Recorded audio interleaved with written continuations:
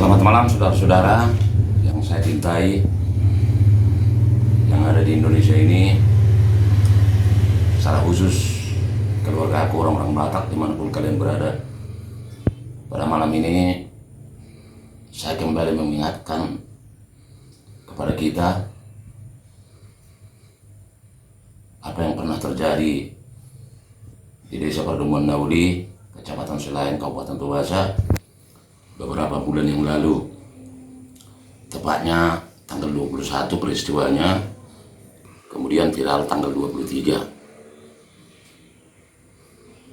Kalau dilihat dari tenggang waktu, ini sudah 3 bulan. Dan mungkin saudara-saudara ada yang lupa, dan mungkin ada yang sengaja untuk melupakan kasus ini supaya ini tidak naik ke permukaan dan pelakunya boleh lepas dari jeratan hukum. Namun sebelumnya saya akan bercerita dulu tentang kronologi peristiwa ini supaya kita mari sama-sama membuka pikiran dan hati kita melihat fakta yang terjadi. Kenapa kasus ini sampai hari ini seakan-akan berjalan di tempat. Mungkin yang paling tepat apa yang orang sebut jauh panggang dari api, kemudian ternyata hukum itu hanya tajam ke bawah, tumpul ke atas. Itu mungkin yang paling pas untuk keadaan yang terjadi saat ini, dan yang paling tepat untuk apa yang terjadi saat ini. Yang membuat saya terhenyak beberapa hari lalu, saya membuka di YouTube bahwa ada statement yang dikeluarkan oleh Kapolda Sumut bahwa akan ada mediasi antara keluarga korban dan pelaku. Yang saya bingung, ini berita ini Kapolda dia dapatkan dari mana? Karena saya sendiri sampai hari ini masih terus berhubungan dengan keluarga korban, keluarga kami yang ada di Tuwasa, bahwa itu tidak pernah terjadi. Tentu ada apa? Kok sampai statement yang seperti ini bisa keluar dari seorang Kapolda? Apakah memang karena Pak Kapolda ini masih baru menjabat di Polda Sumut, sehingga fakta-fakta atau kasus yang sebenarnya beliau belum tahu, hanya mendengar selentingan cerita atau mungkin laporan-laporan dari orang-orang yang tidak bertanggung jawab? Sangat disayangkan sebenarnya. Jadi sebelum ini saya lanjut, saya akan berbicara dulu masalah kronologinya. Mungkin sudah ada yang lupa, bahkan seperti yang saya bilang tadi, ada yang berusaha supaya ini dilupakan dan merupakan ini hanya merupakan pernah ada cerita kejadian ini di tempat adik saya yang menjadi korban, tepatnya di Desa Budi Selape, Perdumun Nauli. Peristiwanya tentu kita masih ingat bahwa terjadi penganiayaan di Desa Perdumun Nauli. Kemudian terjadilah peristiwa yang sangat tidak manusiawi, yang mengatasnamakan mereka supaya orang lain tidak tertular dari saudara selamat Syarifar ini, karena diduga pada saat itu dia terkena COVID. Tentu yang sangat mengejutkan, Bupati Tuwasa sendiri langsung mengatakan statement tanpa melihat kondisi kejadian, tempat kejadian, atau kondisi korban pada saat itu, langsung mengatakan bahwa itu hanya sebatas pengamanan. Begitu juga kepala desa juga bersuara yang sama, bahwa korban ini,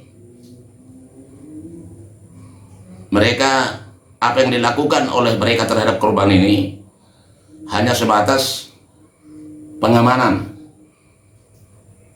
Begitu juga Kapolres Tubasa mengatakan bahwa itu pengamanan.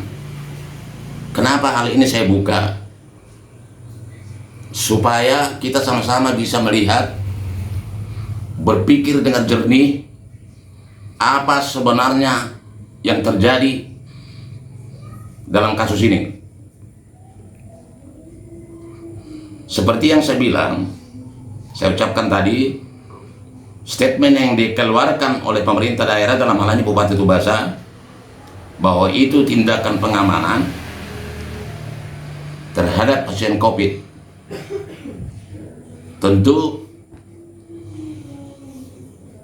dari urutan ini, yang katanya waktu itu bahwa pasien ini setelah terjadi penganiayaan dibawa ke rumah sakit,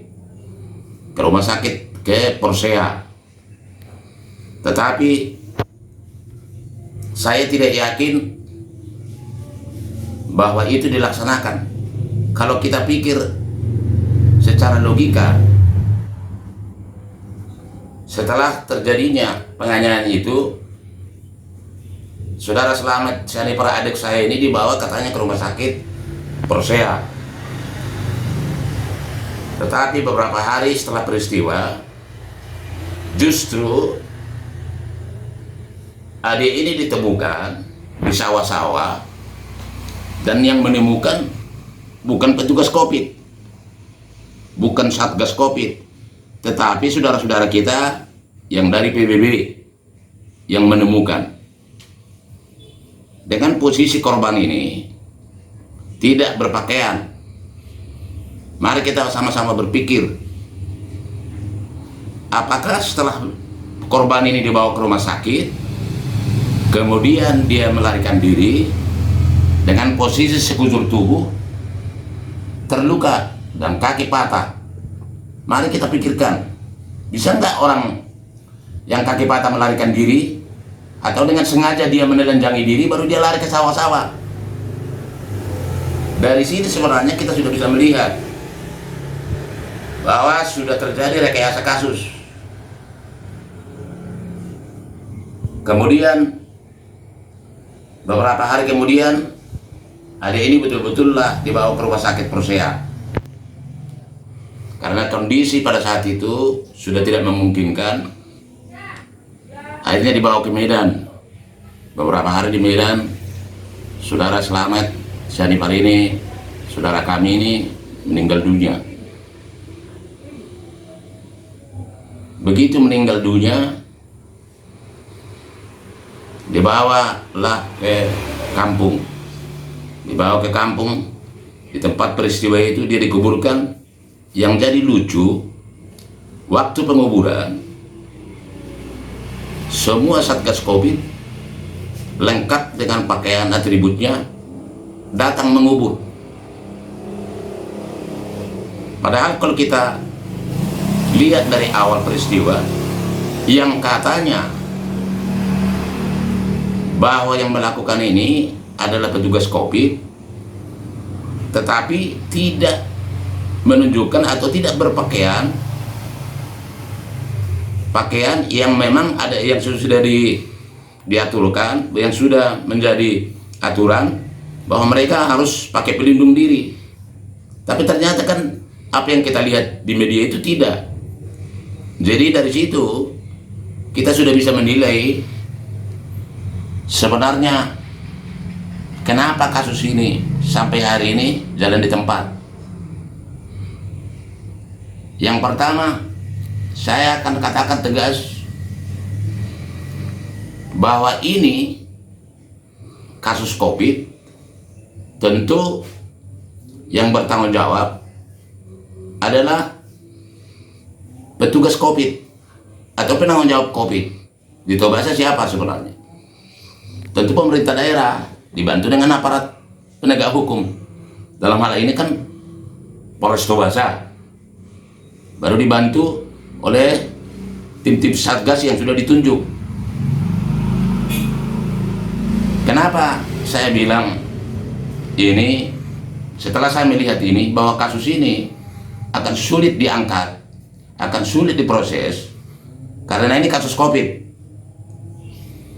Kita tahu bahwa dana yang dikucurkan oleh pemerintah tidak sedikit untuk menangani kasus-kasus seperti ini, kasus COVID. Yang menjadi permasalahan sekarang, kenapa justru orang yang dikatakan mengamankan itu tidak memakai pelindung diri? Kemana anggaran itu sebenarnya? Nah ini, jadi mari kita berpikir, coba pakai akal sehat. Kasus ini seperti yang saya bilang dari awal, tidak akan pernah ini selesai kalau di Tobasa. Karena ini mempertaruhkan nama baik. Seperti yang saya bilang tadi, ini kan kasus COVID. Tentu yang bertanggung jawab adalah Ketua Satgas COVID. Tentu kita tahu sama-sama siapa sebenarnya Ketua Satgas COVID. Pakai akal kita, mungkinkah ini akan diselesaikan di Tobasa? Tidak ada orang yang ingin mempermalukan diri sendiri. Tidak ada orang manusia yang mau mempertaruhkan jabatannya. Cerita mati. Kalau orang Papua bilang cerita mati, omong kosong itu. Jadi saudara-saudara, aku jangan harap kasus ini bisa di Tobasa selesai. Yang saya tidak masuk akal, pelaku adalah petani yang seharusnya paling gampang itu diproses. Orang yang pendidikan rendah, orang yang tidak tahu masalah hukum, kok nggak bisa ditangkap? Jadi tolong mari kita buka hati dan pikiran kita. Ini sudah 3 bulan kasusnya berjalan di tempat. Kalau dibilang BAP yang mana yang mau dibikin lagi? Saya tahu 2 alat bukti sudah cukup. Bukti yang mana lagi yang mau dicari? Korbannya sudah sampai meninggal, kok mau cari bukti-bukti lagi? Bukti yang mana? Mari, apa yang terjadi ini harus diproses. Saya sudah bilang bahwa di sini banyak rekayasa. Ini nanti akan merupakan hanya sebuah cerita nanti kalau ini tidak tuntas. Makanya pada saat ini saya menghimbau ke seluruh masyarakat orang Batak, terutama yang ada markas Sanipar yang ada di Jakarta sana. Kalian bersuara, kalian suruh kasus ini diselesaikan secara hukum. Jangan kalian pikir karena ini sama-sama Sanipar, pelaku Sanipar, korbannya Sanipar, selesai begitu saja. Saya ingatkan sekali lagi, yang diproses di sini bukan marganya.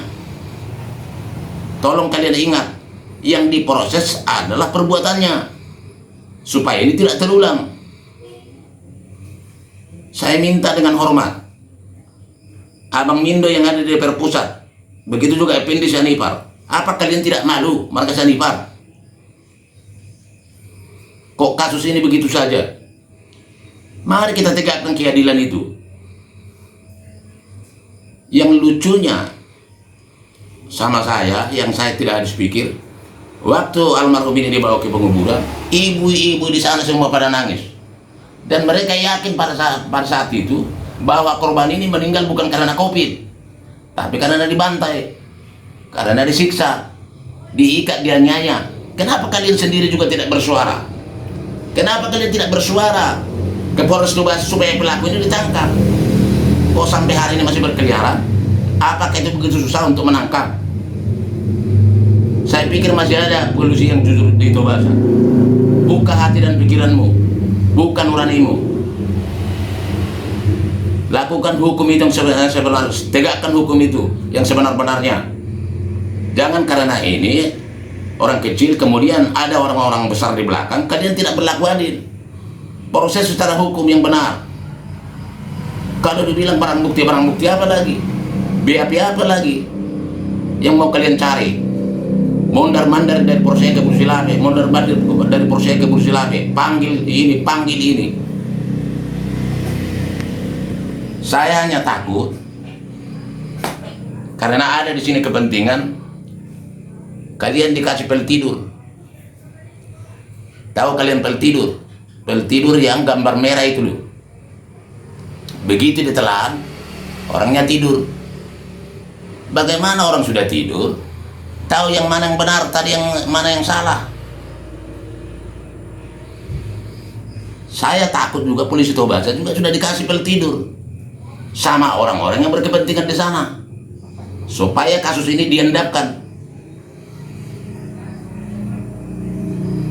Saya minta tolong semua masyarakat yang ada di Bursilame yang masih punya hati, bersuara kalian. Apakah kalian juga sudah dikasih pil tidur sehingga kalian ketiduran, tidak bisa bangun, tidak bisa melihat mana yang benar, mana yang salah? Hati-hati.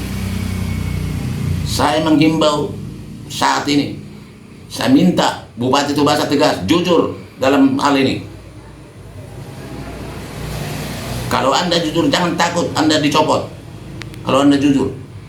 Tapi ingat, perlu juga kepolisian atau siapa polisi yang jujur, cari siapa yang kasih pel tidur ini. Kok kasus ini kok begitu susah, menangkap petani kok begitu susah? Saya minta siapa yang menjadi lawyers di sana atau penegak hukum di sana, artinya pengacara dari keluarga juga, sadar. Apa kalian juga sudah menelan pel tidur sehingga kalian tertidur sampai kasus ini tidak bisa diproses? Kok pelakunya berkeliaran atau menunggu pelakunya lari supaya barang buktinya hilang? Itu yang kalian tunggu. Kenapa kita tidak jujur? Kenapa tidak mengikuti aturan proses orang-orang ini? Mereka berkeliaran berapa bulan ini seperti tidak ada masalah. Siapa di belakang ini? Saya minta kasus ini segera dituntaskan. Kalau bila perlu bikin orasi sampai ke Mabes sana, bikin orasi minta Pak Jokowi supaya kasus ini ditangani, disuruh Kapolri-nya itu supaya kasus ini ditangani. Saya bingung, saya di sini tidak habis pikir di Papua ini. Kok kasus seperti ini tidak bisa dituntaskan di Tobasa? Kalian sadar nggak? Di sini ada kepentingan-kepentingan, makanya kasus ini tidak bisa selesai. Kasus kecil begini kok nggak bisa diselesaikan? Pasti ada kepentingan, baik itu kepentingan siapapun atau pejabatnya, pasti ada kepentingan. Kalau kalian jujur, kalian ngerti itu kasus sebenarnya tidak begitu sulit. Kalau kalian jujur mau melakukan keadilan, kalau dibilang pelakunya tidak ada, pelakunya ada kok di tempat. Tinggal berhadapan rumah dengan korban. Kenapa itu nggak bisa ditangkap? Tentu ada yang melindungi. Jadi karena ini kan ada saling kepentingan ini, menyangkut nama baik, menyangkut apa semua. Mungkin dana-dana COVID juga tidak tahu, mungkin dia takut untuk diusut nantinya. Masa orang bisa meninggal gara-gara COVID sampai dipukuli, meninggal gara-gara dikatanya COVID, kok dipukuli? Di sini juga kita kena COVID bukannya dipukuli, dibawa ke tempat isolasi, dibawa ke rumah sakit. Isolasi bukan di kandang sapi. Saya bersuara keras dari sini karena saya tidak tega melihat anak-anaknya itu sudah trauma. Istrinya juga hari-hari ke sini telepon meraung-raung. Kenapa adikmu tidak bisa mendapat keadilan? Mari kita buka hati suara kita. Seperti yang saya bilang tadi, bukan mengadili marga. Yang diadili di sini adalah perilakunya. Dia harus mempertanggungjawabkan yang dia buat. Pada kesempatan ini saya mohon dengan hormat kepada Kapolri Bapak Jenderal Sulistyo Sigit, perintahkan anak buahmu yang ada di Tobasa itu. Kenapa mereka begitu takut untuk menangkap ini, memproses ini? Ada apa? Seperti yang saya bilang tadi, mereka ini sudah disuguhi pil tidur semua. Itu pil tidur yang saya maksud itu pil tidur yang warna merah itu. Memang kalau sudah dikasih ya semua mata tertutup kok, sehingga tidak bisa membedakan mana yang benar mana yang salah. Saya takut ini akan berulang terus nanti. Hukum ini akan berulang. Saya akan bilang malam ini, apapun yang terjadi, saya akan melakukan apapun supaya keadilan ini bisa ditegakkan. Makanya malam ini saya menghimbau kepada saudara-saudara kita orang-orang Batak juga yang ada di Papua ini, mari kita bersuara. Bukan hanya orang Batak, suku apapun yang ada di Papua ini, saudara-saudara yang ada di Papua ini, mari kita sama-sama mendorong supaya keadilan ditegakkan. Coba kita merasakan kalau itu terjadi kepada keluarga kita.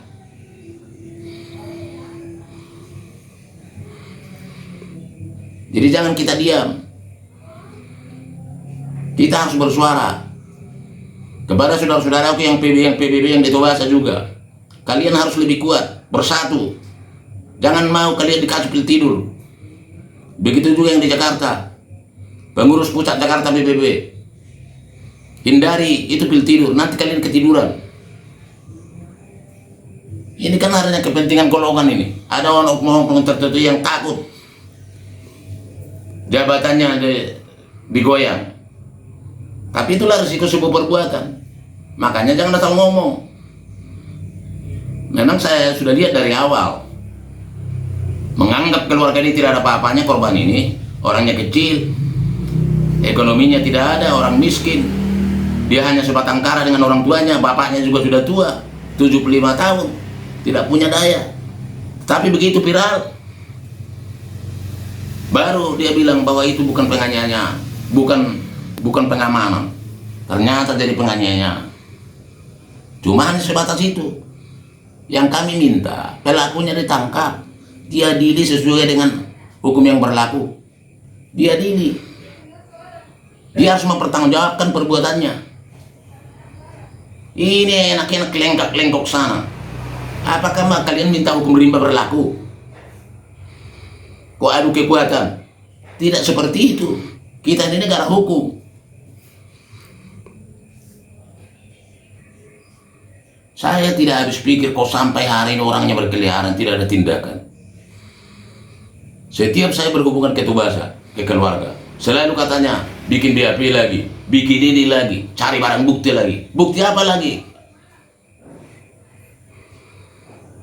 Apa kamu mau visum yang mati itu lagi? Kan sudah ada foto-foto, sudah ada visumnya, sudah ada barang bukti bahwa sudah terjadi penganiayaan. Bukti apa yang kalian cari? Makanya malam ini saya menghimbau saudara-saudara yang ada di Tobasa sana, siapapun dia yang melihat kasus ini, mari kita mendukung supaya proses hukum ditegakkan. Ibu-ibu yang kemarin pada saat penguburan menangis berteriak-teriak, kenapa kalian tidak bersuara? Kenapa kalian tidak meyakinkan Polres Tobasa bahwa itu penganiayaan, bukan semata-mata dia mati karena COVID? Memang dari awal sebegitu viral itu saya lihat, saya sudah bilang bahwa anak ini tidak akan hidup. Bagaimana hidup, kepalanya lembek, kakinya patah-patah, semua sekutur tubuhnya babak belur.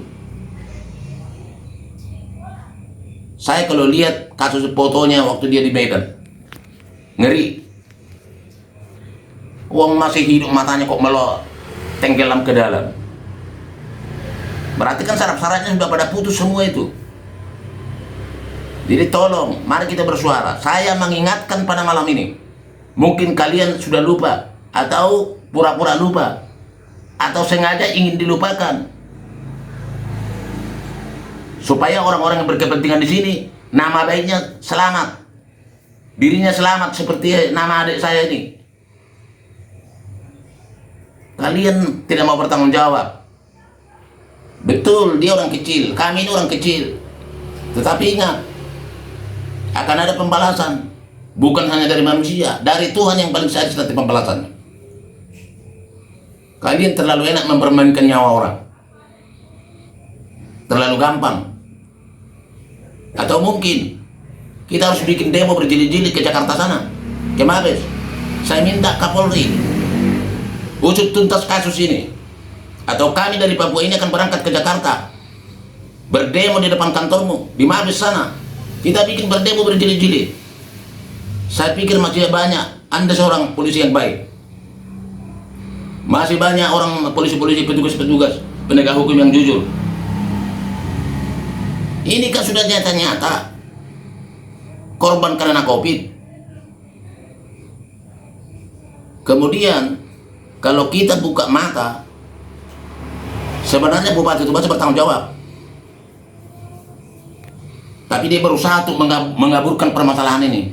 Kenapa tidak ada dari mulut Bupati Tubasa supaya kasus ini segera diproses secara hukum? Dia takut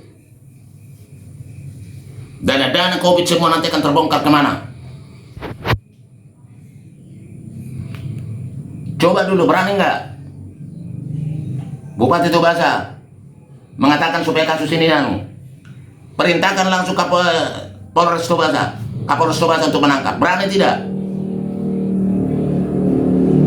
Saya yakin Anda tidak akan berani, karena jabatan Anda lebih penting daripada nyawa orang. Tapi ingat, setiap yang menanam dia akan menerima balasannya. Ingat kata-kata saya. Nanti kita akan bertemu di pengadilan manapun. Jangan coba-coba menutupi kasus ini. Presiden Jokowi adalah orang baik. Suara dari manusia hati kecil pasti didengar. Ini kan karena nggak sampai saja ke sana. Walaupun sudah tersiar di media manapun, ini berusaha ditutup-tutupi. Mudah-mudahan Pak Jokowi bisa melihat ini, supaya kasus ini bisa selesai. Kasihan anak-anak mereka, sudah jadi yatim, sudah trauma malah anaknya di Medan, tidak mau pulang ke kampung.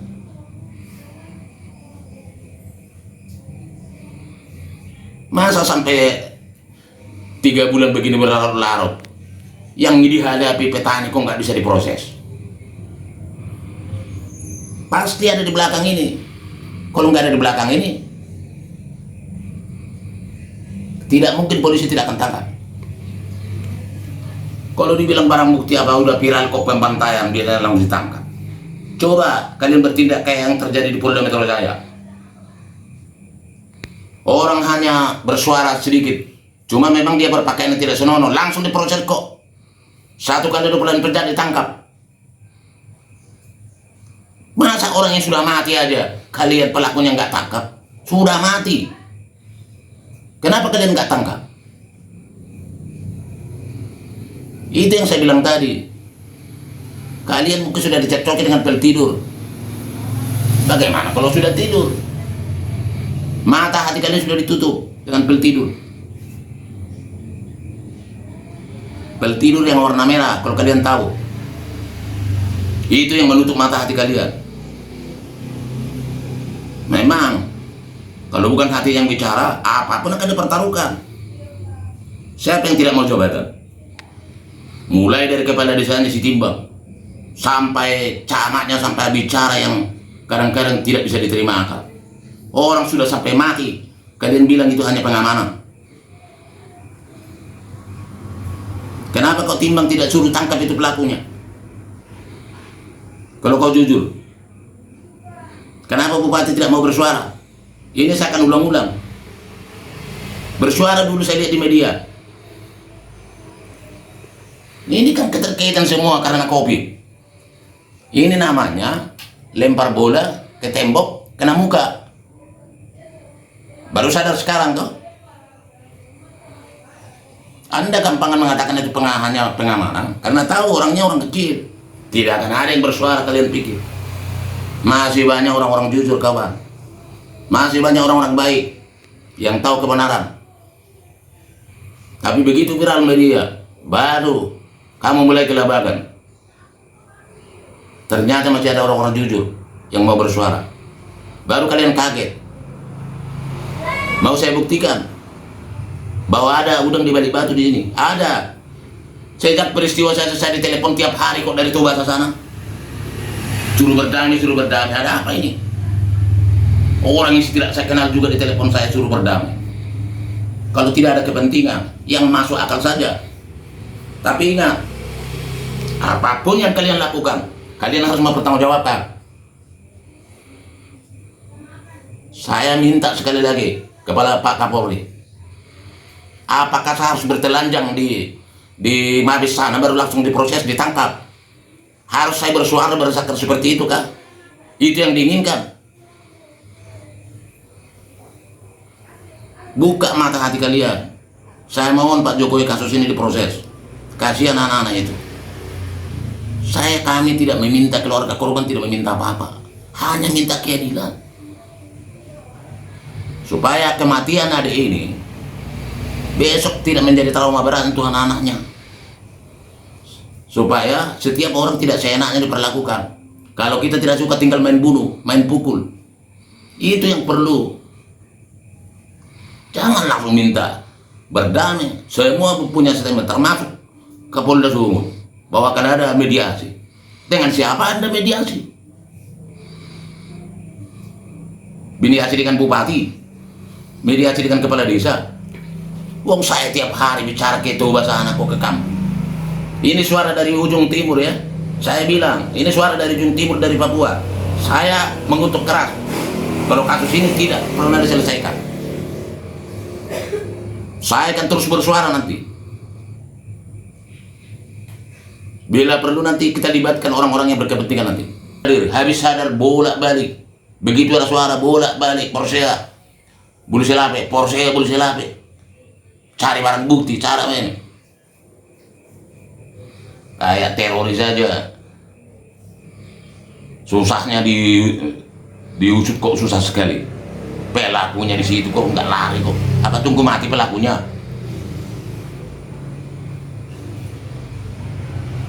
Saya sangat menyesal sekali apa yang terjadi ini.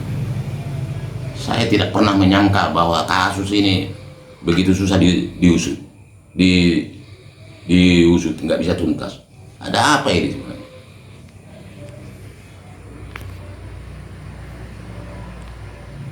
Saya tantang dulu Bupati Toba. Berani nggak menyuruh Kapolres menangkap pelaku? Kalau Anda berani, Anda orang jujur, Anda orang hebat. Tapi saya tidak yakin bahwa Anda berani memerintahkan Kapolres untuk menangkap pelaku. Karena sudah tahu, kita tahu semua kok. Kalau kita punya hati dan pikiran, pasti tahu. Kenapa ini kasus ini kok susah? Kok sulit sekali? Istrinya korban ini selalu telepon saya. Bagaimana kasus ini, Bang? Kenapa sampai begini? Apakah suami saya mati sia-sia? Saya bilang sabar, sabar, sabar terus.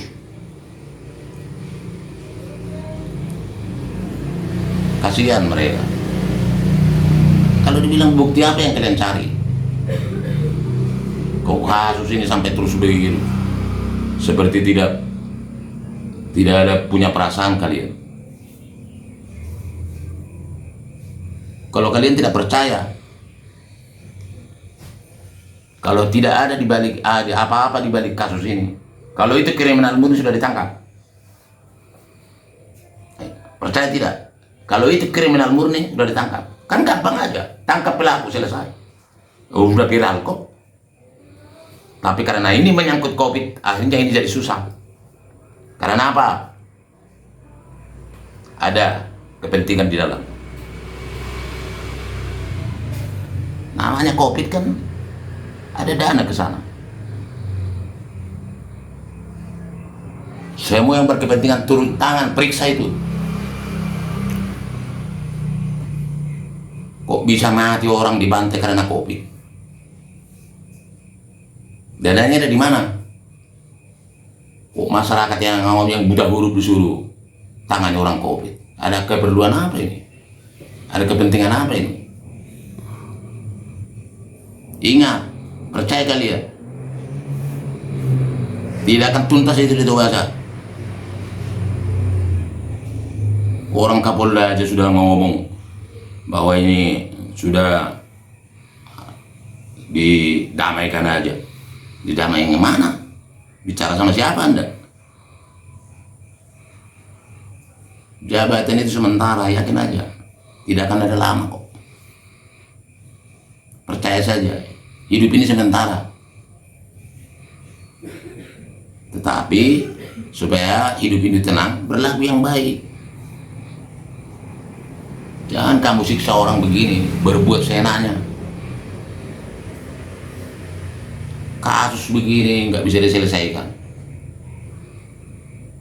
Mahasiswa di Tubasa sana juga, kalian berteriak. Jangan masalah kasus jagung aja kalian bisa ribut. Kalian berteriak, dibuka terang benderang. Kalian adalah calon-calon orang intelektual. Pasti kalian tahu siapa yang bertanggung jawab kalau di dana-dana COVID semua. Siapa penanggung jawab itu? Pasti kalian tahu. Itu yang kalian usut. Bukan hanya jagung. Ini karena COVID orang mati kalian tidak bersuara. Bersuaralah mahasiswa-mahasiswa. Katanya kalian orang-orang pintar, orang-orang yang intelektual. Dari mana kalian itu? Di mana kalian? Udah 3 bulan ini. Kasus jagung baru 2 hari yang lalu langsung kalian viralkan kemana-mana. Orang sudah sampai mati. Kalian tidak mau menuntut.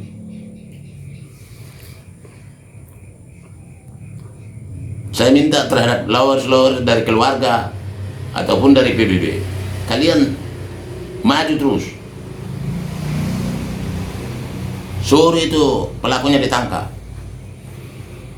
Jangan hanya rame-rame ke sana kemari. Harus menghasilkan.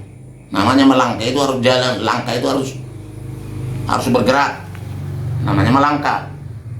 Ini jalan di tempat, bondar mandir bulu selabe, ke Persea. Mengerikan sekali.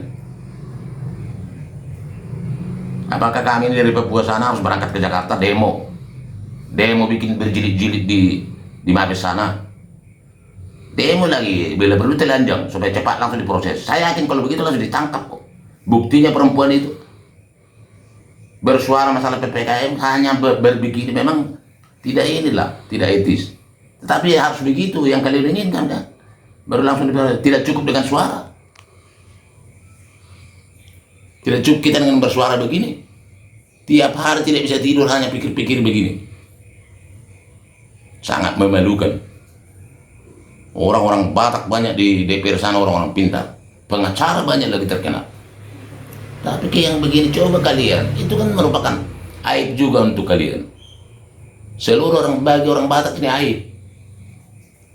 Kalau dia sadar. Kalian selaku penegak hukum, begini harus. Supaya menjadi contoh, supaya ini tidak terulang.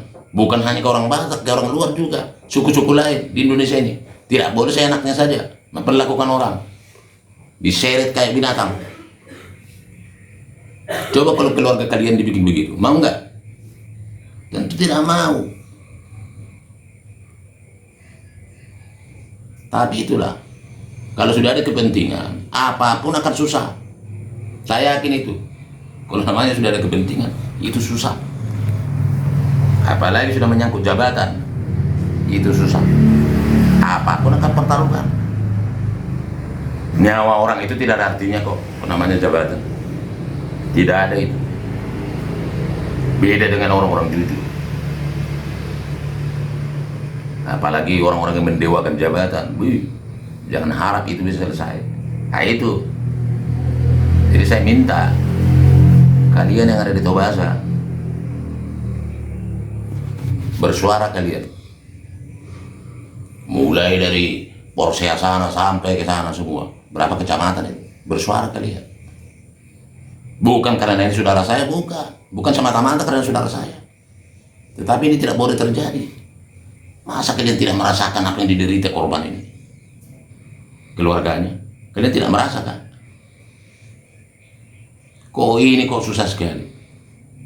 Saya pikir kalau bersuara kita tidak perlu satu kampung ke sana pergi, teriak di sana. Tapi itulah, jangan-jangan kunci Polres juga sudah dipegang yang pegang, saya bilang yang pegang pil tidur tadi. Nah itu dikasih pil tidur, ya jelaslah orang ketiduran. Nah ini tentu kalian mengerti apa yang saya Apa yang saya maksud? Apa itu pil tidur itu? Mungkin kalian pernah makan pil tidur toh? Nah itu. Kalau Tobasa tidak mampu, seharusnya Polda Sumatera Utara ambil alih. Kasusnya pun jadi jalan di tempat. Makanya buka mata hati kalian, buka pikiran kalian. Terutama ibu-ibu yang menangis waktu penguburan itu. Saya sedih juga melihat. Tapi ternyata sebatas penguburan aja. Kenapa kalian tidak berteriak di Polres sana? Menangis di Polres sana. Katakan kepada Polres bahwa itu bukan mati karena COVID, karena penganiayaan. Seperti yang kalian ucapkan pada saat selamat siang para yang meninggal penguburan. Waktu meninggal, wih lengkapnya tim-tim dari Satgas COVID itu hebat. Waktu pengamanan ditangkap, tidak ada yang pakai alat pelindung diri. Jangankan pakai masker, orang bertelanjang kaki kok.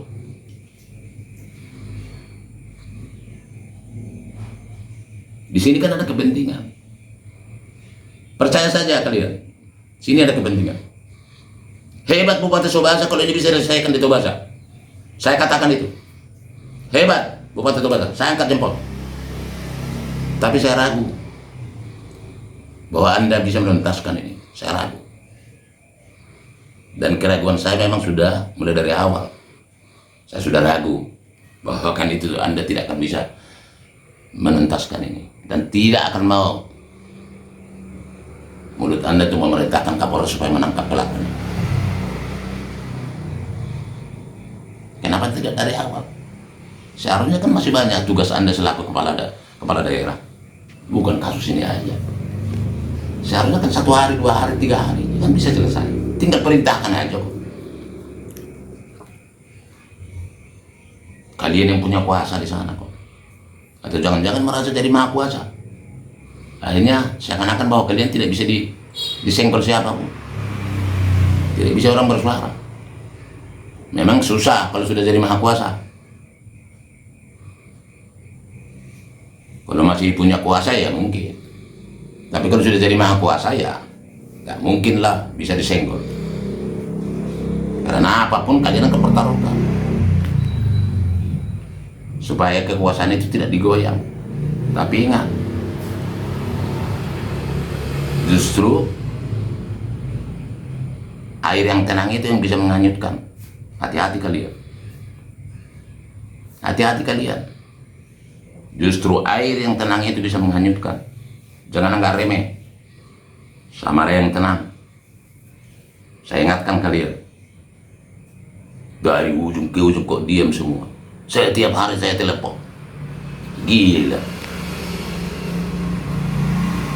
Menangkap orang kampung kok susah sekali. Menangkap petani yang hanya pegang cangkul kok susah sekali. Ya jelas susah. Memang. Karena ada di belakang, ada yang melindungi. Itu yang saya bilang tadi. Ada yang melindungi.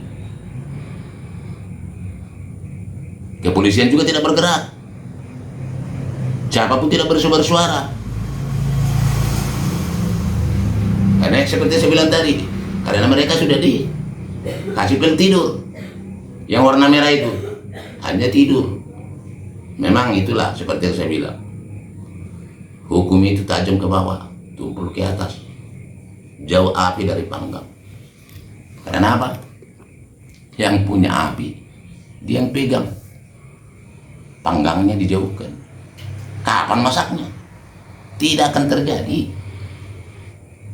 Nah ini, buka pikiran kalian. Mungkin sudah jelas, kalian sudah mengerti apa maksud saya dan tujuan saya bersuara di sini. Apa yang saya utarakan ini adalah kebenaran. Kalau nggak percaya, buktikan dulu. Hebat Tito Basa kalau itu bisa diproses Tito Basa. Saya angkat tangan. Saya hormat, saya bangga kalau kasus ini bisa diproses Tito Basa.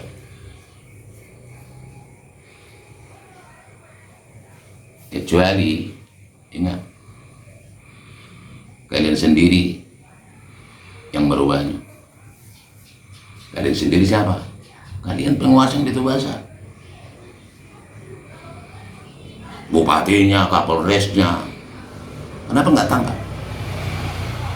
Saya mau lihat, tangkap. Pelaku kecil-kecil begitu nggak ditangkap. Sanggup nggak kalian? Nah ini, makanya malam ini saya bersuara. Karena sakit, ngiri.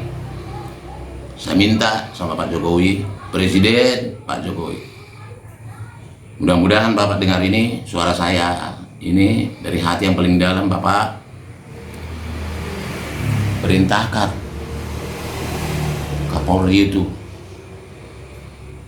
supaya merintahkan anak buahnya supaya menangkap pelakunya, supaya kasus ini tidak bias dan hilang. Kapolri juga perintahkan, kalau Polres Toba tidak sanggup, perintahkan Kapolda supaya turun langsung, tangkap pelakunya. Urusan sidang itu nanti, tangkap pelakunya, karena sudah ada barang bukti kok. Nyawa sudah hilang, kan ada visumnya, ada apanya, apalagi ada yang viral. Bukti apa? Sudah ada viral, ada pemukulan. Kenapa kalian tidak tangkap? Nah itu, mudah-mudahan juga Pak Kapolri mendengar suara hati saya ini. Ini saya minta tolong dari hati yang paling dalam, Bapak Kapolri, supaya kasus ini dibikin terang benderang, supaya orang-orang di balik ini juga bisa terbuka. Siapa dalang di balik ini sehingga kasus ini sepertinya sulit. Memang katanya diproses, bikin BAP-nya, periksa sana, periksa sini. Ya lama-lama hilang barang buktinya nanti. Kasusnya dia. Nah itu berulang. Panggil saksi-saksi yang mana? Emangnya berapa ratus manusia ada di Brusilhape? Di depan rumahnya cuma ada 4 rumah kalau nggak salah, 5 rumah. Pelakunya aja berapa sih yang di viral itu? Ada 1.500. Kok menangkap itu? Atau tunggu lari? Atau tunggu bunuh diri? Permintaan saya mohon dengan hormat ke semua yang bisa bersuara dari manapun kalian datangnya, tolong mari kita sama-sama mendorong kasus ini supaya diproses secepatnya. Jangan dibikin ini menjadi hanya sebuah cerita, hanya sebuah peristiwa yang tidak perlu, yang harus dilupakan. Kasihan anak-anaknya besok. Jangan karena kepentingan orang-orang tertentu kasus ini dibiarkan. Saya minta tolong. Apakah kasus yang lebih besar akan terjadi baru kasus yang kecil ini diungkap? Janganlah. Mari, terakhir saya bilang, saya mohon kepada Bupati Tsubasa, saya yakin Anda seorang yang kesatria, perintahkan ke Polres Tsubasa untuk menangkap pelakunya. Itu aja permintaan saya, dan Kapolres juga saya yakin Anda masih orang baik. Perintahkan anak buahmu untuk menangkap itu pelaku-pelaku. Itu saja yang bisa saya sampaikan. Mudah-mudahan kasus ini bisa cepat selesai, dan tentu keluarga ditinggalkan bisa hidup normal. Karena kasus ini masih tidak pasti, tentu keluarga juga yang ditinggalkan tidak bisa melangkahkan hidupnya kemana arah tujuannya, sehingga tidak berdampak yang lebih kepada anak-anaknya, yang lebih luas. Kasihan anak-anaknya trauma. Itu aja yang bisa saya sampaikan. Maju terus PBB, maju terus semua pihak-pihak yang mendukung supaya kasus ini cepat selesai. Itu aja yang bisa saya sampaikan. Selamat malam. Tuhan memberkati kita semua. Amin.